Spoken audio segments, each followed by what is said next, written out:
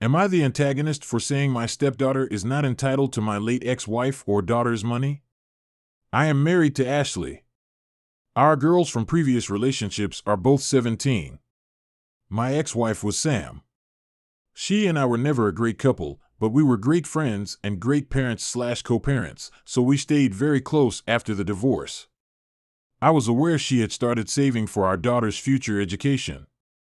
We had reached somewhat of a compromise on how to handle that. I did most of the spending on her adolescent activities and extras, so all her extracurricular activities, hobbies, and for the most part gifts that we shared, while she saved for the future effectively. I never knew how much was in the account until 2 years ago, when my ex died. It was then I learned she had saved a hefty amount and that aside for allowing for her funeral expenses, she had left money for our daughter to use as she saw fit outside the college money. Ashley and I married 7 years ago, and at the time we had discussed money for the girls, etc. I explained I was not saving, but my ex-wife was. She had not started anything for her daughter at that point, and her ex was not saving either. So we started to put a little by when we could. But we were never able to save huge chunks at a time. After Sam died, money became a much larger issue. Ashley was upset to learn my daughter had a considerable amount more than my stepdaughter for college and that she had money to spare. It only became a bigger deal this past May. My daughter told me she had decided to do community college in her mom's hometown so she could be close to her grandparents for a while and could still follow her dreams. Ashley then brought up how some of that money could go to my stepdaughter. I told her no. That it was not our money, and even if she tried to suggest that it would be mine seeing as my daughter is a minor, I pointed out that it would be stealing to just take from her and I had never contributed to that fund directly and it would be taking my ex-wife's money. Ashley went off about Sam putting so much away when she knew our daughter had a stepsister and how she was selfish to make her so much better off than her only sibling. I told her she needed to get over that because Sam only had one child to think about, and it wasn't her job to think about my stepdaughter or even any bio kids I could have had after our divorce. Ashley told me to think about my stepdaughter. I told her my stepdaughter is not entitled to my daughter's money or my ex-wife's money, whichever way she wanted to look at it. She asked how I could be so callous about her daughter's disadvantage. Am I the antagonist? NTA. Your ex-wife saved it for your daughter, not the stepdaughter, so she's not entitled to any of it. NTA. Sam saved for her daughter, her only daughter, not for a stranger's kid who she had no responsibility for. Don't punish your daughter by taking away her college fund that her mother set up for her just because your wife doesn't know how to make good financial decisions for her kid. NTA. I suspect Ashley feels some resentment or guilt that she can't offer her daughter the same and is redirecting that uncomfortable feeling. It's certainly a difficult dynamic to manage with step-siblings, and I can appreciate it's hard for your wife, but that doesn't make you TA. Does Ashley realize that your daughter may be in a stronger financial situation than stepdaughter but, I assume, would trade to have her mom back? Strange of your current wife for actually thinking her daughter is entitled to her stepdaughter's inheritance. You may want to rethink your relationship with your current wife. Stay strong on your uphill battle. Am I the antagonist for taking my daughter and son away for the weekend without my stepkids? I have 4 children. 2 bio children who are 17 and 15 and 2 stepchildren who are 12 and 11. I was a widower when I met my current wife 7 years ago. My first wife had passed 3 years before meeting my current wife, and she was a single mom whose ex was not in the kids' lives at all. So they came to see me as dad, and I loved them. But I admit my love for them did come at the expense of my kids somewhat, something that only truly stuck with me recently, when my bio children told me they were done with any and all family time, that we were not a family, that they wanted to go live with their grandparents in another state. I was shocked. I had thought I had done a good job of being there for them and providing them with a family. We talked. They explained how to them my wife and stepchildren were not people they loved and considered family, and that by never getting time with just me, they felt like they had lost their whole family, that they did not consider it family time when we were all together. My daughter told me she was pretty much ready to leave and had even tried to graduate early, but due to her learning disability, she was unsuccessful. It was a huge wake-up call for me. I had sat and discussed what was going on with my wife, and I told her I wanted to take my son and daughter away for the weekend, just the three of us. It wasn't until I got back that my wife told me my stepchildren had told her they were very upset, and she decided it was unfair that I left them behind and made them feel like they were less my kids. They never said anything to me before when I spoke to them. But when I got back, they told me they felt it was unfair and that I should be their real dad too. I explained we could do something just the three of us, but that my son and daughter needed some time with just me. I am making much more of an effort to make my bio kids feel like they have not lost me and that they can be honest and open with me. My wife wanted to do something with my bios while I spent time with my stepkids since we got back. My bio kids weren't interested, which turned into my wife being very upset and telling me again that I did the wrong thing taking my bios for the weekend, but not my stepchildren. She said I showed my kids that she and my stepkids, are not family. I told her I could not change their feelings after the damage I did, but that maybe in time, if they feel like they haven't lost me, they could have a better relationship with them as well. But I told her firmly, I did what I needed to do for my relationship with my older two children. She said it should never come at the expense of the younger kids. Am I the antagonist? NTA, you are right to give your bio kids their own time. They talked to you and you listened. So many parents don't, and I'm glad that you did. Your stepkids aren't old enough or mature enough to understand that your bio kids experienced a huge trauma of losing their mother and that sometimes certain kids will need more attention at different times in their lives. Carve out one-on-one time with all your kids if you can. I know it can be hard with 4 kids. My dad had 4 of us, but it was something he did. He had different things he would do with each of us to help make us feel special and build connection. Doesn't have to be fancy, just something you do together. You will probably need to add on an extra time with both your bio kids and both your younger kids. Do you have the resources to go to family therapy? It may be helpful to go with your bio kids/wife/stepkids depending on the counselor's recommendations to have a safe space to communicate with each other. NTA, but your wife certainly is.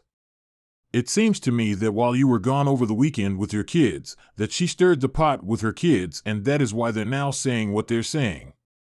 You absolutely did the right thing, OP, because if not once they were able to leave, they would and go and see with you. Let her know that the way her kids feel about one weekend is what your children have been feeling for the last 7 years. You did good stepping up for your stepkids, but it was at the cost of your relationship with your kids, and you're fixing that now. Also, she can't force time with your kids because currently they feel spiteful towards her because in their mind she stole you/your time from them in favor of a new family with her, and they're not wrong. Stay firm with your wife, and I advise therapy/counseling for everyone involved, either group and solo. Keep listening to your kids' feelings and make sure they feel heard. Damn, your wife is really unfeeling towards your children. Sadly, you only have 1 to 3 years to truly love your bio kids before they're out of the nest. Not to blow the stepkids off, but you owe extra time with the bios. If your wife can't appreciate that, that's on her, and no wonder the bio kids don't want any part of them. Am I the antagonist for telling my boyfriend's mom that my maternity leave is not supposed to be a vacation? I'm 37 weeks pregnant now, and my boyfriend took 3 weeks off work to stay with me so that we can adjust to being parents to a newborn. This is my first, and I'm very nervous and really need the support right now. My boyfriend's mother took it upon herself to schedule a paternity vacation for my boyfriend for the last 2 weeks of his leave. She came over for dinner and surprised him with it. It's an all-expense-paid vacation to Italy for my boyfriend as his paternity present. She gave me a jade stone bracelet and a matching newborn one for the baby, as it's part of their culture to give the family stone to the mother and child once they enter the family. That was very kind of her. However, I told her that his leave was for helping with the baby. She was taken aback and said that he would be with me for a week and that was long enough. Her husband never even stayed at the hospital with her when her son was born. I told her and my boyfriend that I didn't want him to go and that she should have asked first before buying such an extraordinary gift. She left in tears because I was ungrateful and ruining her son's experience. My boyfriend pretty much agrees that he should go for at least a week because she paid for it, but I really wanted him to stay with me and bond with our daughter. Am I the antagonist? NTA at all, what an asinine idea. A vacation away from his 1-week-old baby? What in the literal fuck was his mother thinking? NTA. That is insane. The whole point of him taking time off of work was to be there for you. It's unimaginable to me that his mother could have thought it was a good idea to just take him to Europe. And, also, in general, who in the world would just buy someone a ticket to another country for a long period of time in any situation? LOL. Is she Chinese, by chance? My Chinese grandmother did the same thing for my dad when I was born, and OMG was my mom pissed. My dad was active military, overseas, and only had limited time off to come home for my birth. Grandma sent my dad and the guys in the family to Vegas for a few days. I'm 34 now, currently pregnant with my first, and my mom still brings it up. Face with tears of joy NTA. He has a 1-week baby, and he is still remotely considering it. Tell his mother to get a refund. Your boyfriend took this time to spend with you and your new baby. You need his support during this time, and he should 100% be there with you. Am I the antagonist for telling my great uncle that me and my dad won't pay to stay in his spare bedrooms and getting us both kicked out? Me, 18 female, and my dad, 49 M, went on a vacation to visit my great uncle and aunt. They're old, no clue how old. In another country. We had been sleeping in their spare bedrooms for about 3 days when my uncle sits down next to me at the kitchen table. My dad was out shopping with my great aunt. He tells me, "You know I expect you both to pay rent for using the spare bedrooms." I thought this was ridiculous, so I said so. We went back and forth for a bit until I said, "You've never told us anything about having to pay to stay here. If you want money, you'll have to show us the contract we signed saying we'd pay." After that, he left for a smoke. When my dad and aunt came back, he told him we had to pack our shit and leave. My dad thinks I'm the asshole because he believes he could have talked him out of it, or that even if he was adamant, it probably wouldn't be that much money. I think the uncle was just looking to start shit. He would have talked to my dad and not me. Might be related that this guy is a landlord and owns a few apartments in the area, IDK. NTA. Who in the world expects money from visiting relatives, unless it was a condition decided previously? Also, why did your uncle tell the barely adult one and not the father? NTA, he shouldn't have been having this chat with you, but your dad. NTA. He's a shit stirrer. If he wanted to charge for the room, which is odd considering your family, but fair if done beforehand, he should have communicated that before the trip. Springing that on you, by yourself, when you're already there isn't a holy move. Also, he's giving slumlord vibes. I'd go and see after that. He should have talked to your dad about this, not you. Honestly, I'm getting creep vibes from him. Honestly, I would warn other relatives who think of staying with him about this. Am I the antagonist for wanting to be there when my niece is born? My niece is going to be born in October. Her dad, my brother, Eric, has been incarcerated for 2 months and will probably miss the birth of his first child. The baby's mom, Jordan, and him got into a lot of arguments in the weeks before he went to jail, and they've been on tense terms since. Eric cheated on Jordan a lot, and Jordan has told him that she wants to co-parent only and to be out of a relationship with him, and that she'll get the family court involved if she has to. Eric's a good guy, and he doesn't need to hear that stuff when he's locked up. He doesn't have great mental health and needs positivity about his daughter, not negativity that Jordan tells him sometimes. I asked Jordan when her due date is, and she said to visit her the weekend after the baby is born. I want to be at the hospital though to make sure pictures are taken for Eric and to be sure he's on the birth certificate. Furthermore, I told Jordan this, and she said that she'll make sure Eric gets pictures and that he can't be on the BC if he's not there. Besides, I told her this isn't true, I work in a hospital, but she linked me to a page saying he does have to be there. IDK, it might be different in her city. I told her I can be there in his place to make sure it's signed, and she said it does not work like that, and she'd rather I visit the week after the baby's born and won't tell me her exact due date. She told Eric about this, and Eric told me to mind my own business, but I'm just trying to make sure my brother gets to be with his daughter and gets pictures. Am I the antagonist? Note, Jordan also never answers my calls when I call her and lives about 3 hours away. I just want to be in my niece's life.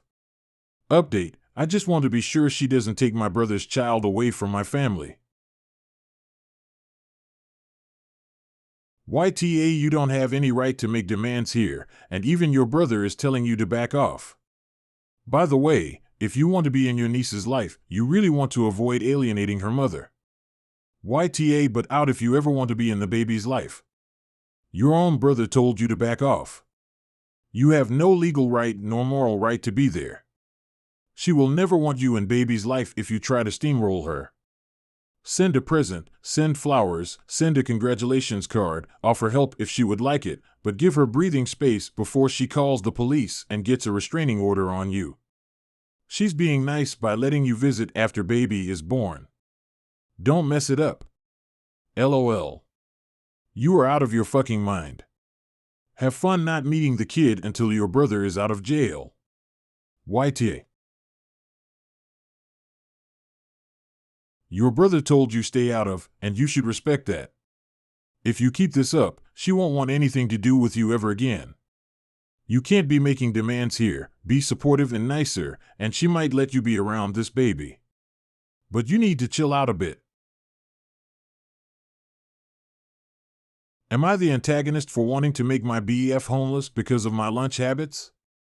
Alex, M30, and I, F33, got together in late 2019 and recently decided to move in together. I asked for a trial run where we both kept our flats for a few months so no one loses their place if it doesn't work out. He had issues with this, but I held firm that it was for everyone's benefit, and he eventually agreed. We decided he'd stay with me as my flat is bigger and closer to his work, then after a few months we'd look for a house.